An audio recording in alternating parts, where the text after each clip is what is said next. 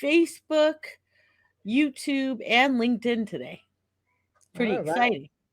So, welcome to Hopeful Tribe, everybody. I want to introduce Beverly Kyer for those of you who don't know her. I think she's an amazing woman and wrote, actually, are you on your, did you write three books so far? Or, I'm working on the third. okay, you're working on the third. Okay. Mhm. So, the first one was, That was a blueprint for self care. okay, Blueprint for Self Care. I have that one. The second one was the Surviving Compassion Fatigue, right? Yeah, help for those who help others. Yeah, Ah, for so all the good. frontline workers and family caregivers. Mhm. Mm-mm-mm. And tell me again what you're working on your third book. What's that one called? Actually, I should say I'm working on the third and fourth at the same time.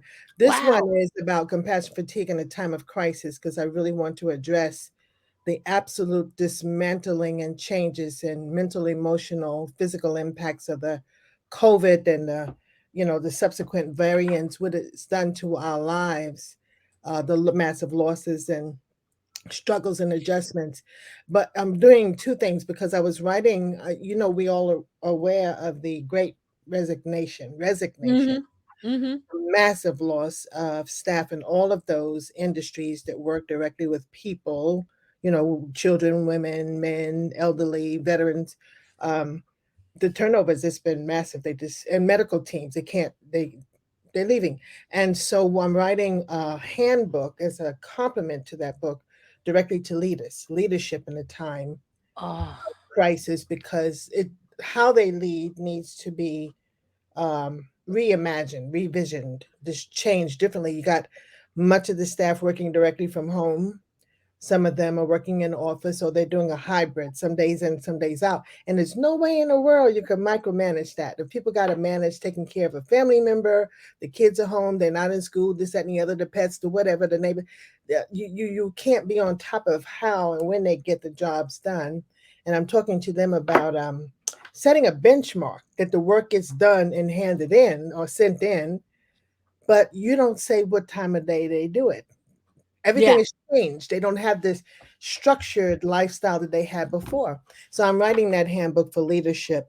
A number of them, directors, uh, department heads, executives, staff development leaders have just called in and say, help us. We're losing our staff. We can't save our valued staff. And so I wanted to do that complimentary book, a supplement to the third book, which means Mm-hmm. four books now. Yeah. Yeah. That's amazing. I love it. Thank you for all the work you do. And Thank you. I've been working on a book myself, and now I really appreciate what it takes to write a book. Mhm. And I might need some tips from you later. You know you got it. You know you got it. Just send me a cup of hot chocolate mocha, and we're in business. I There will be you go. to help you mentor you through your book. Yeah. Thank you. Um, so we're here today to do our first live stream about the three R's. Tell me about the three R's. Well, the three R's are my prescription for everybody. Everybody, whether you're doing professional work with people with traumatic life experiences or not, when you're doing family caregiving or taking care of your own family in this time of crisis, they simply are to learn to release what's inside of you, what's going on inside of you, what's hurting you, distressing you. Second R is to reboot, do some kind of technique or strategy or method. There's a number of them to do to kind of decompress the body and unconstricted and get your breathing going back together, and to calm your mind. Calm your mind. And the third R is called recharge, to put back. All of us expend enormous amount of energies every single day, even when you think you're sleeping, your mind is in overload, and we need to recharge and put back. So therefore, the three R's are really designed, in my estimation, to help mitigate, because we're going to be stressed. Stress is part of life, as one of my sisters was saying this morning, is part of the journey. But we want to reduce the effects, the intensity of it every day throughout the day, so that you don't slide from just being stressed, but slid into what I call toxic stress syndrome, when you're really Mm, you're really impacted in a major way that has significant health implications. So we all experience multiple stresses every single day, even getting up in the morning trying to face the day. And you got kids in Mhm. the house, you got spouses, your partners in the house, stuff going on, arrangements you got to make, your travel on the way to work and traffic and all of that stuff. And by the time you get there at 9 o'clock, you're already tired. It's just Mhm. or 8 o'clock or 7 o'clock or whatever your shift is. And so what people tend to do is to store the stress because you want to keep on moving. We call that our great capacity to cope. And so you stuff it down and keep on. You take on the next thing and the next thing. This has upset you. You put it down so you can focus on the next thing. And this is what we do. We do. And so we need to release it. What the magic word is called regulate. Recognize too much has happened. The day just started. And so you want to regulate your neurophysiology, the whole mind body setup. Uh, like I want to emphasize this throughout the day.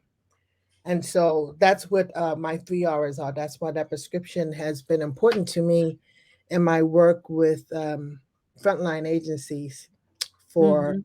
a number of years. Yeah. Mhm. Mhm. Why did you decide this should be a daily prescription?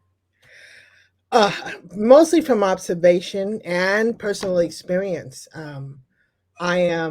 I've been acutely aware of changes in people. Like, you and I work together, say we work in the same facility.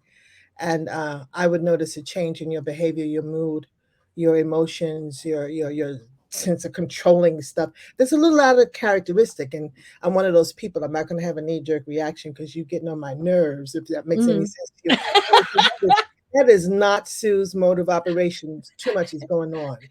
You see, so what I'm noticing is I stop and think about what has happened today before you begin to make that shift, what happened yesterday or maybe at the beginning of the week that you did not deal with, you did not Mm. address, you did not Mhm. process. And so what we're looking at is cumulative piles up of stress that puts people in compounded states. It's a thing on top of thing on top of thing. And you know Mm. how COVID was. It hit us in every kind of direction. And Mhm. let me add on the political climate too. It hit us in Oh, every direction. yeah. Come on, come on. And then that puts us in exacerbated states of stress. And it changes so much about us. The traumatic events stored in the body and mind, understand this too. The body never forgets. It gets stored and it stay there. If you think about things that hurt you or injured you, offended or assaulted you in your youth, and Mhm. you still remember them, they're still there, and they have a way of surfacing, being triggered easily about something similar that happens.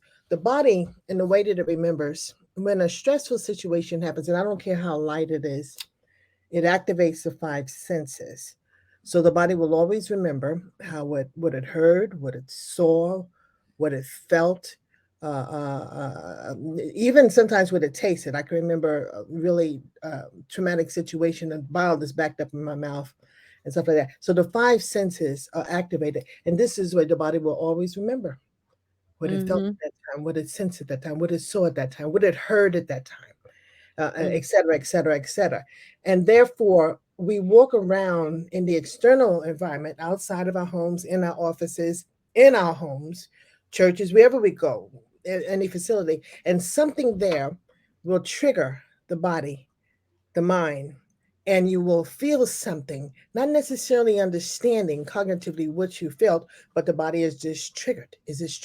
And so there's a shift in you that you probably will not see or notice, but me working close to you or being your friend or being your relative, I will notice. I said, whoa, where'd that come from? That Mhm. wasn't even provoked. She just went off, you know. Yeah. I was I was I'm always comparing that to how I treated my family in certain circumstances. I was with dying children for 5 years in pediatrics oncology, cancer and leukemia Mhm. unit. And I'd come home, a child had suffered and lost their life, and I kind of held them in that transition, that awful transition. And I walk in my door, my children are yelling to me, talking about what's not fair, what we don't have. And I just wanted to strangle them. Does that make sense to you? I did they made it. And but I want to say, get away, go upstairs, or let me go upstairs and rest, and then you come and tell me what's going on with you. Give me that kind of thing. But that's a change because on the way home or while before I even left work, I didn't stop and release. Mm. I Mhm. held it to myself Mhm. and I brought it home. And somebody's going to pay for that. Something is going to be different, uncharacteristically different about me. And so my wish is for people not to wait for some magical moment to release, to regulate themselves. We be waiting for the weekend or the next holiday to take time for you. You need to stop that because you have so many stresses in the course of a day just piled up. And I say, and I don't mean any harm with this. Oftentimes people go to vacation. You're so tired. The first 3 days you're there, you're not even on vacation, Yeah. and you come back home tired as hell. This because you took all of that with you. So release means decompress the bodies and calm your mind frequently throughout the day so that you could handle the Yeah. next set of stressors. Yeah, when people get really fried at work, when like the burnout is extreme, I Mhm, always suggest that they take at least 2 weeks off mhm. because often it'll take the whole first week just to decompress Yeah. and get down to Mhm, normal, you mhm, know? mhm. Uh, yeah. And also, I wanted to ask you, what other forms of release have worked for you? For me, on a personal level, there's a number of releases that I do. Well, I'm a praying person, so that's one of my releases. Yet I it took me a long time to understand. Don't pray within my head, but to pray out loud, to say what I'm going to say out loud, because my mind and my body needs to hear my own words. There's power in the words. Mm, I talk to people. Sometimes it's a spiritual advisor. I have a few friends, and they're rare that are close to me who know how to listen more than they talk. I'm not necessarily coming to you for advice. I may say, Sue, I don't know what the heck's going on. I don't know what to do in this situation, and I want some advice. But sometimes I just want to release. Like I want to cry. I want mhm, to scream. I want to cuss. I say, can I say? Because this is right there. My daddy, a black man with uh, First Nation grandparents, as I told you, we were born into a pastoral family. And if anybody knows about church, sometimes you run into some of the meanest people on the planet at church, and they would say things, mm, but we always were raised to smile and be polite back. Yes, ma'am. No, sir. But we'd be a little hurt. And it's not just church, it could be a school, it could be anywhere. And sometimes daddy, when we were down visiting the South, he would just take us out to the woods and say, okay, say that name that hurt you and scream. And we would do something he called primal mm, screaming. And we scream until we bust out laughing. It's mm, just let it go, let it go. Let it out, let it out. And that's some of the ways that I release. I'm trying to practice, although I need to be guided in meditation, because when my mind is really overloaded, me meditating is not as effective as it was when I'm handling lesser kinds of stresses. I think I make the distinction between there's everyday stresses. I'm not going to just sit and reword those and reframe those, but the traumas that I face in the course of my work, the loss of life, the horrific mhm, abuses of children in my work, whether I'm working with the law enforcement or medical teams or recovery and rescue teams, I have a little bit more difficulty. It could be age, or I don't know, and so I need somebody to guide me in meditation. And I turn on some of those things in YouTube and listen to mhm. those voices and kind of go with it, or have a friend do that with me. I use a lot of artistic things. That's Nice. a daily practice of mine. I never shut down for the day without doing some digital art on the computer. Never, ever. I Oh, play Spider Solitaire and I race Spider. I could finish a solitaire game in less than 4 minutes. There's no what?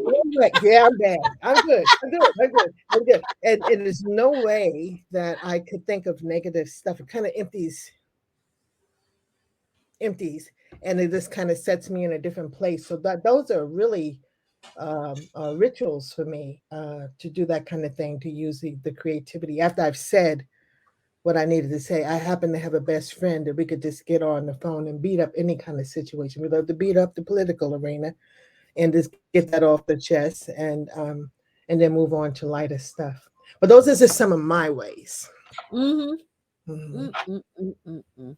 mhm. What do you think are some of the barriers to people taking action for themselves? The barriers are really, mm, there are many.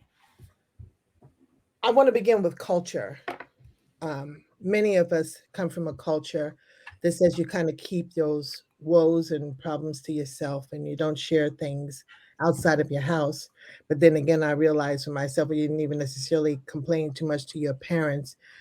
Culture says when you're whining and when you're showing weakness, it has a lot to do with work ethic. Mm, Model. Told you about my dad. I watched him work himself and care for his wife who died early, his daughters he raised by himself, and go to a full-time job and run a business and take care of the church and the community. And that's a work ethic. And as much as I knew he died way too early, his work ethic became my model. So, we kind of pick up what we admire without thinking of the full implications to that. And then mhm, there's things like pride. That's a biggie. That's a biggie. So many of us, and that could be a gender thing too, with men and sometimes firstborn daughters or the daughter in the family who's the more parentified one, always taking care of everybody else. Our pride says, don't show people your weakness. Our pride says, don't let people think that you can't show up and you can't deliver at difficult, hard, painful, challenging times, that you cannot handle things. Pride kind of dictates that to you. I remember there was many instances in my line of work before I built this business in 2004, but I was a direct line, frontline worker too. And among the many suicides, I remember that there was a veteran, one of many veterans that I worked with, with post-traumatic stress disorder. He was in the psychiatric facility, and I was the clinician in that place. He committed suicide, and so I went about in automotive mode of taking care of all of the pieces, the notifications, all the documentations, the stuff, the arrangements for the morgue. I was just handling. And at the meantime, I think if I be honest, in the back of my mind, I was realizing that the nurse, the head psychiatrist, some of the other physical therapists and other therapists were kind of observing me going through that process. And I said, I'm not going to let them see that I can't handle this. I think that's was in the back of my mind. It wasn't to the psychiatrist who was much wiser than me. He came into my office and sat down and he says, I'm not going to ask you how you're doing because you're going to lie to me. mm, Yeah. And I just stopped. It froze me for a moment. And he says, I know you're hurting because you was with that man for 4 years every morning. And you'll probably be wondering how you missed that. You didn't see the suicide coming. He was so right. He mm, was so right. And I needed him to say that to me so that I could bust out crying, release my grief, if that makes mhm, sense. But those mhm, are some of the barriers, and also how we see other people doing things and handling different difficult situations. But we believe it's unsafe for a lot of reasons. It's frowned upon for a lot of reasons, and our a lot of our religious teachings uh, ask us not to, be weak and fearful, but to just to push and drive and serve. But I want to say this, with all due respect, you can serve, and we should. We could care for others with great compassion. Yet at the same time, I said yet, I didn't say but. At the same time, we are to take care of ourselves, these temples, concurrently, and take mhm, care of other people. Don't let that don't get that confused and let that be mhm, a barrier to you asking for help. mhm, You mhm, saying I can't. I'm having a hard time with this. This knocked the wind out of me. I don't know what I'm doing. I just need a moment here to get myself together. This really, really hurt. This really stung. We need to be able to say that. That is not weakness. As a matter of fact, Sue, that's wisdom. mhm. That's wisdom. Yeah, for sure, Mm-hmm. for sure. Mm-mm-mm. What have you seen when people don't take the time to release these things? Well, here's the problem with it. The way stress operates in the body and manifests in the body. I don't. Again, I want to say I don't minor you think it is because several minor things pile up and it leads to big impacts in yourself.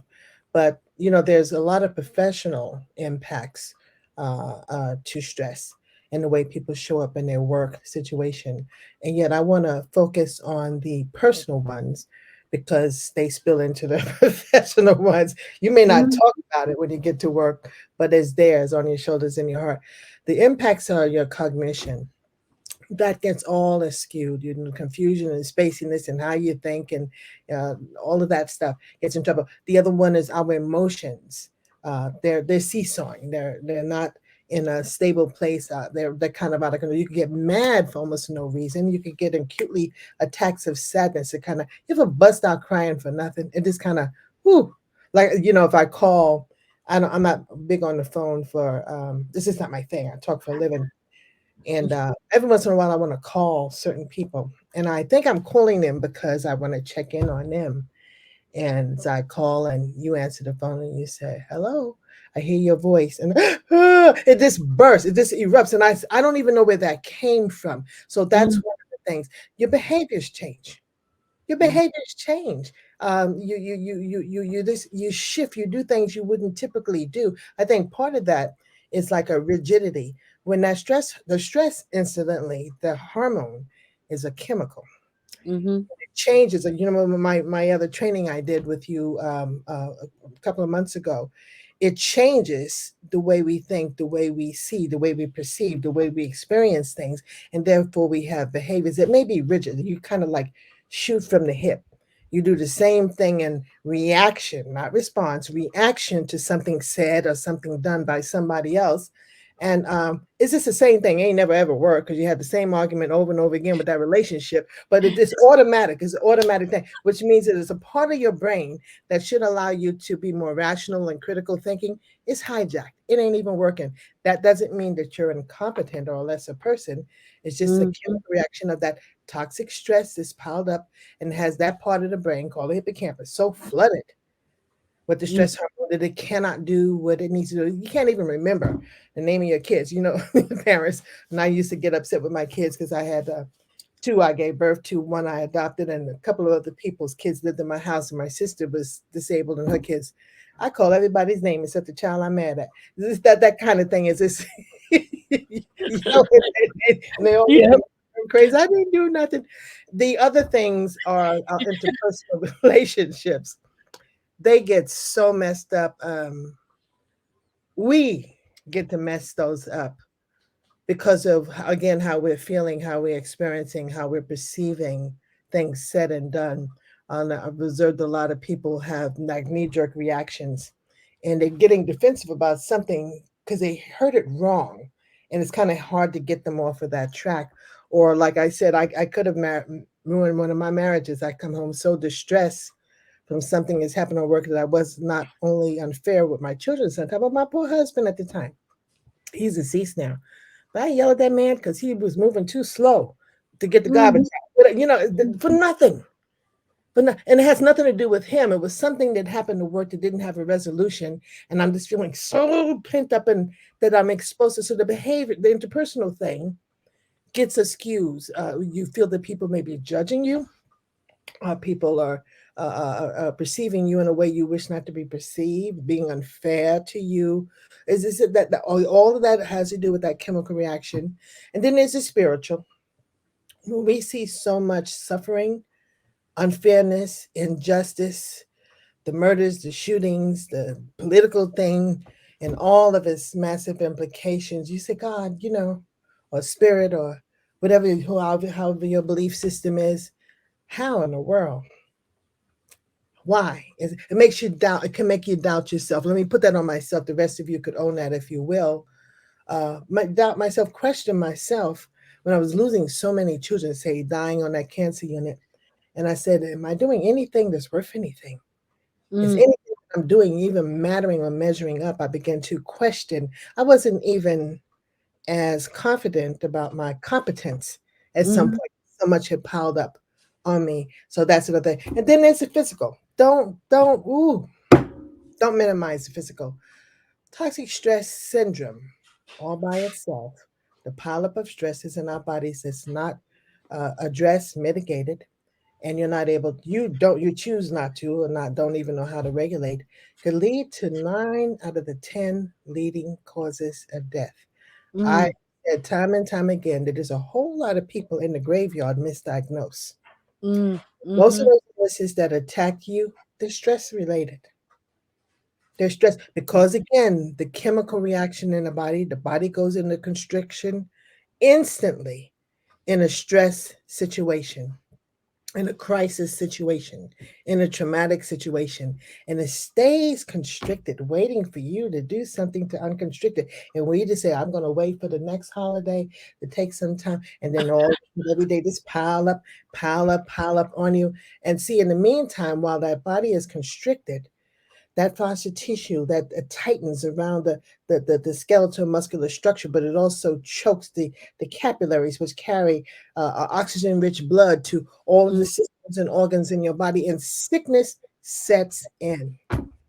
yeah. Our immune system goes down or leaves altogether, and that's the other piece I want you to understand. So all of those symptoms, we even get clumsy, walk into the wall.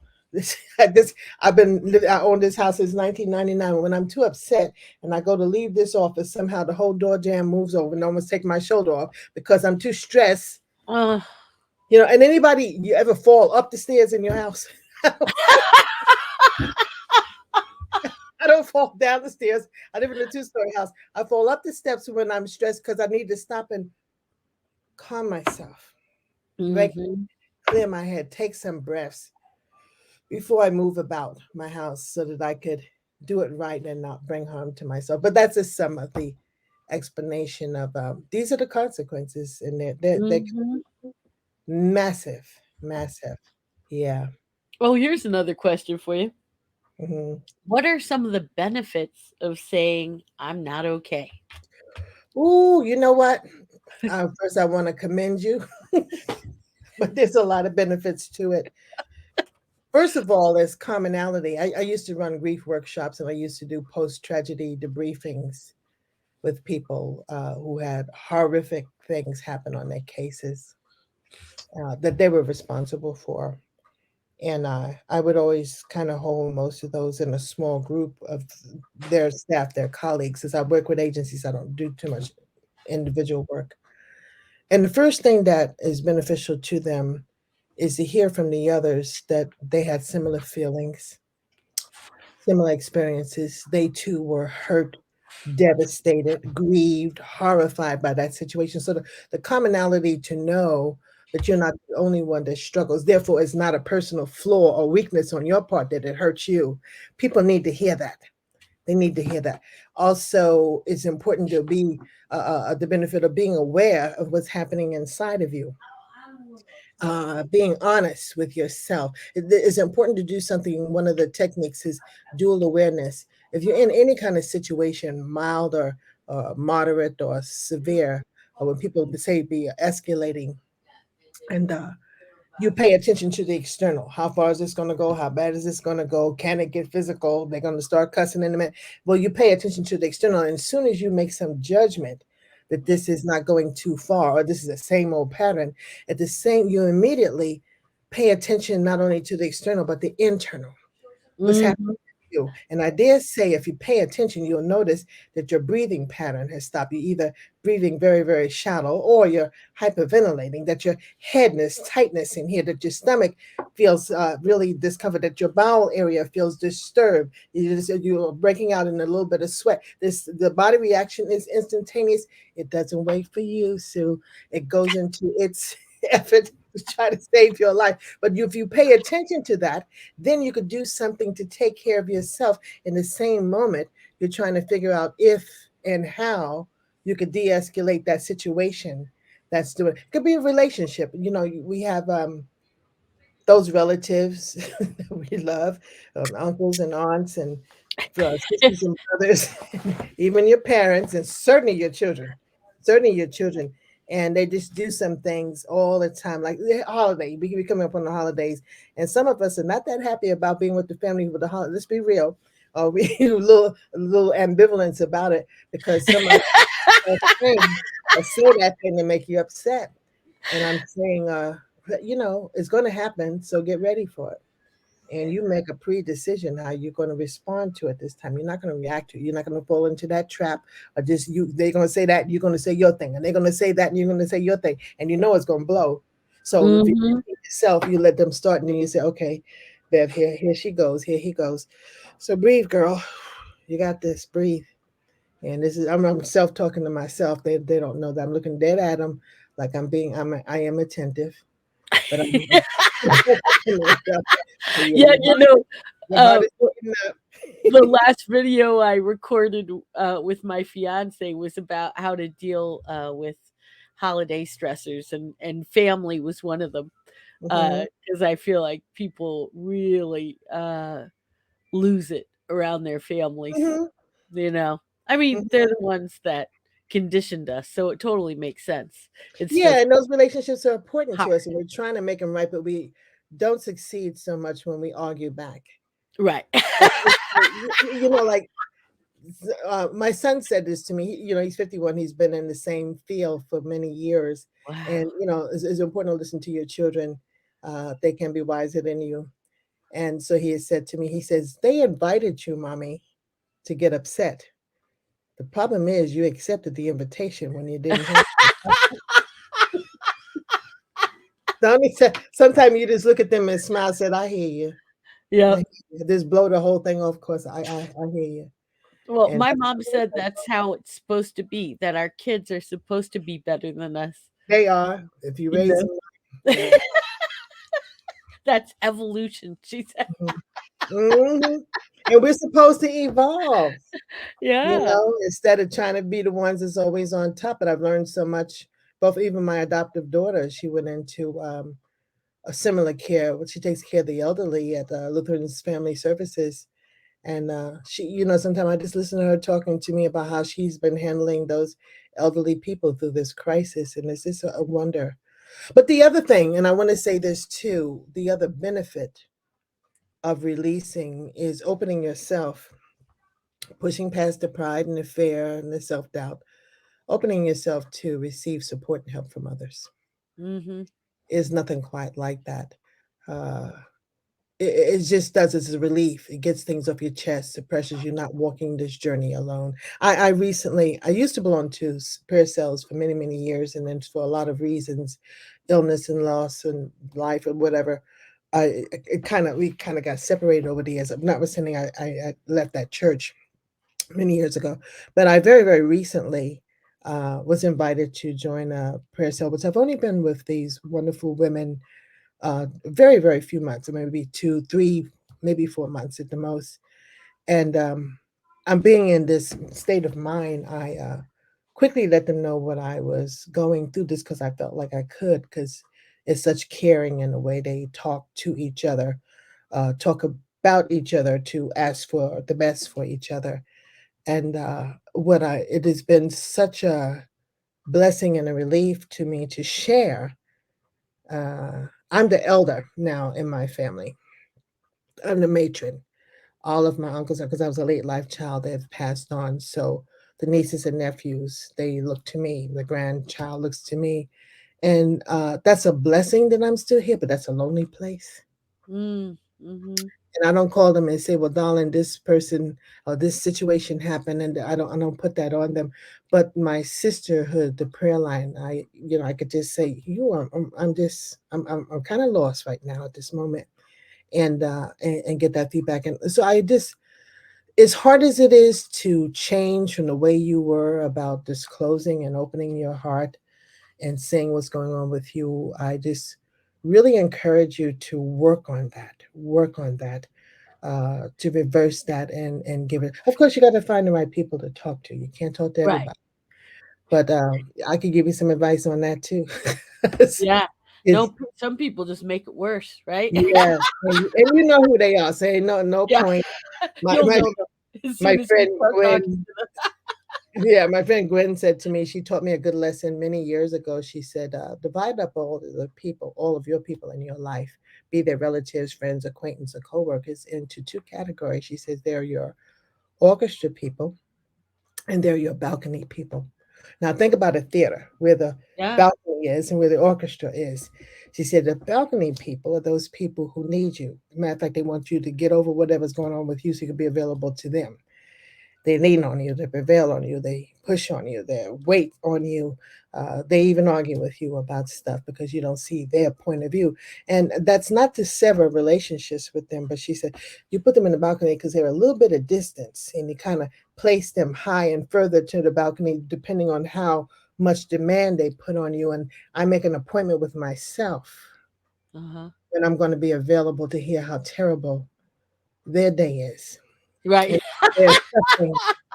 Well, they can't do that the minute I get off the line. I'm talking to Yeah. some nurses in Idaho, and they had such a death count in that course of the day. Then I don't want somebody saying, "Yeah, yeah, well, let me tell you how bad my day is."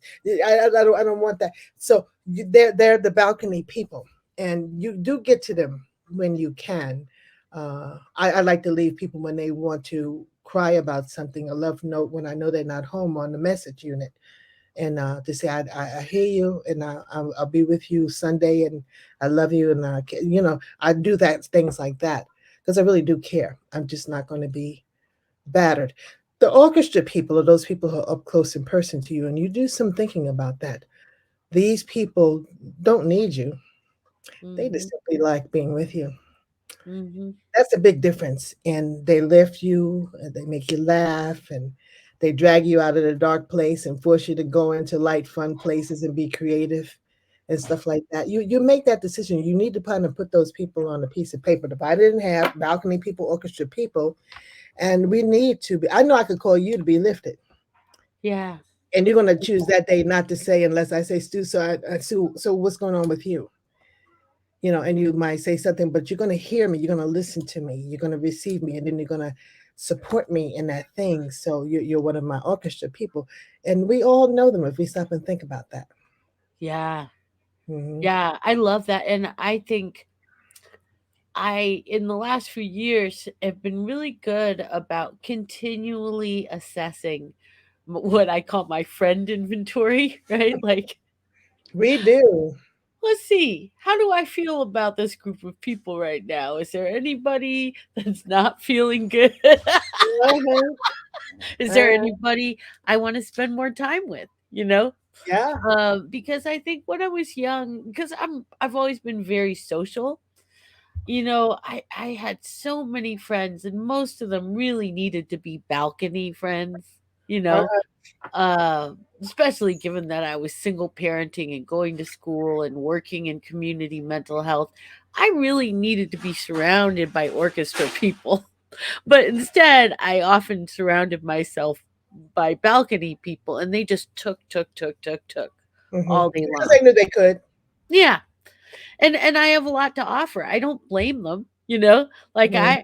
I'm a really good listener. I feed people whenever they come over. You If lend they don't money. have a place to stay, they can stay. Yeah, whatever, right?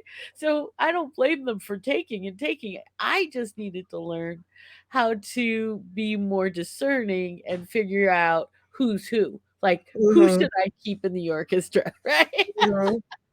That is so important to do because you're drained in your other work, Yeah. your other responsibilities. Let me, when I say drain, I don't mean that in a negative sense. We love people, we care for people. That's who we are.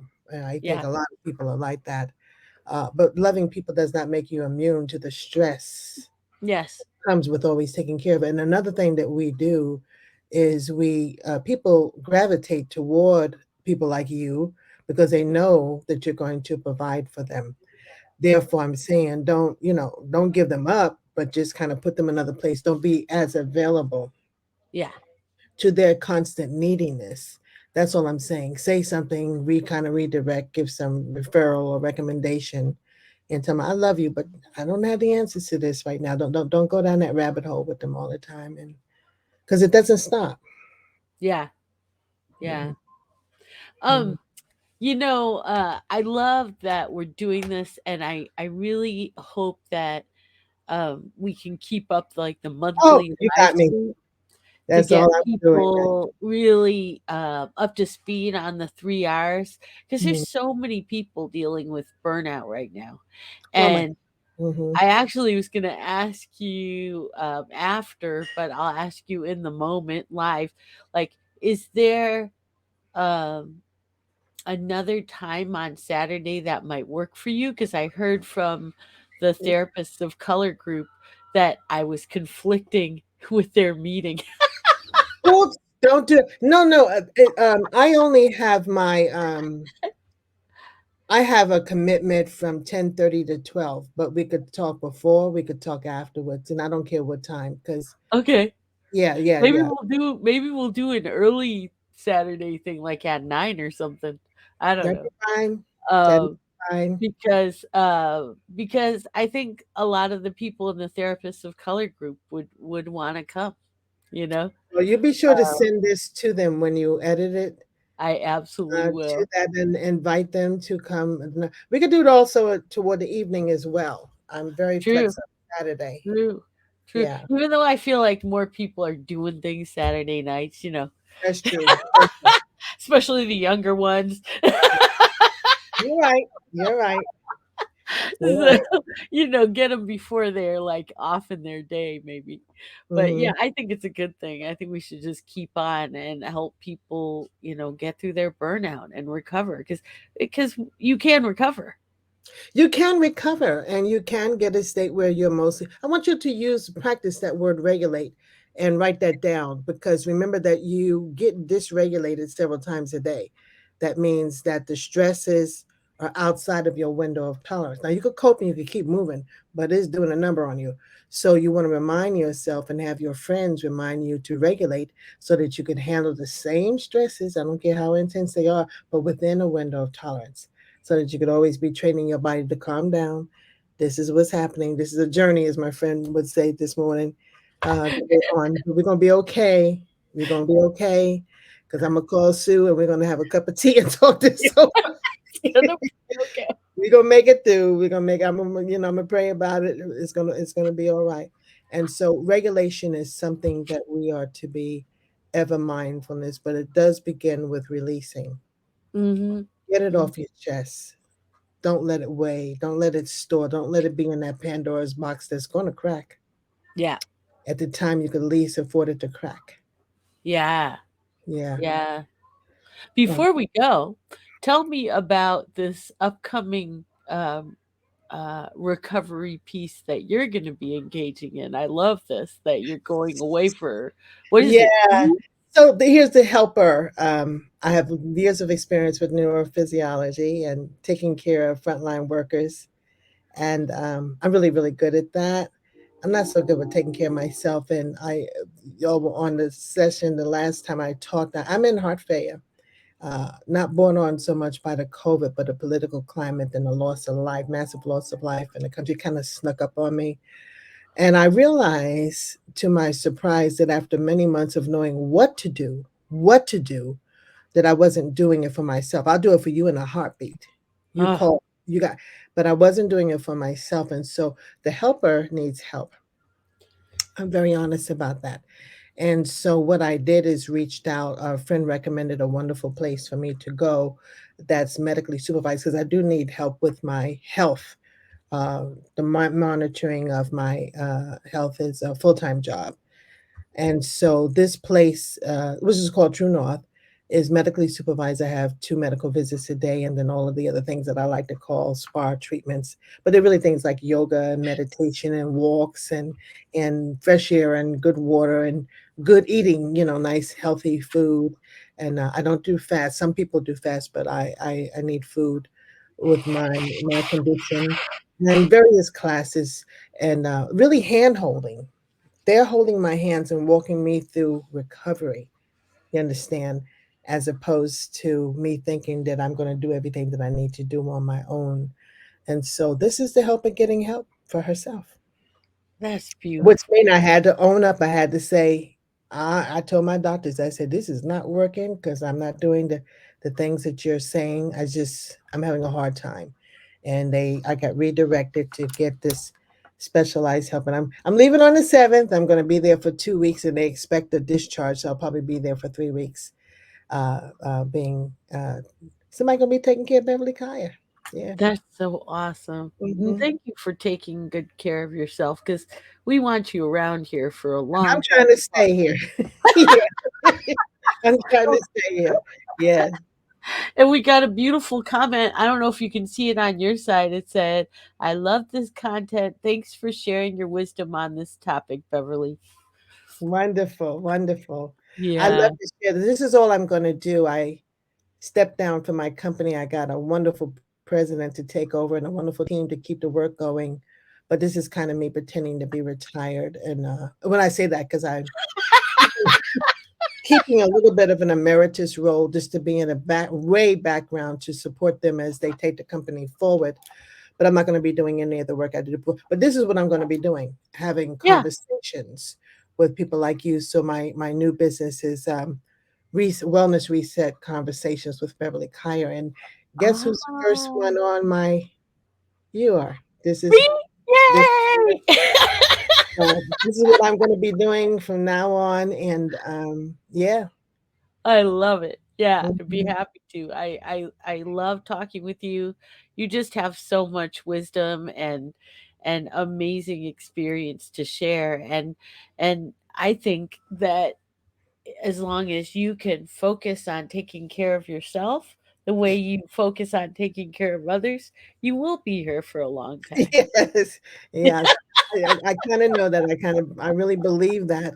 Uh, yet the thing is, and I know I'm being repetitive, is to talk, do those 3 R's, release. Next time we get back together, we're going to talk about rebooting, what to do, Yes. decompress the body and calm the mind. And then the final one of this series is recharge, how to replenish yourself. So, Yeah. but release, release. Yes, release people, release. We'll see you next month. Take good care. We hope you feel loved and hopeful till we see you again.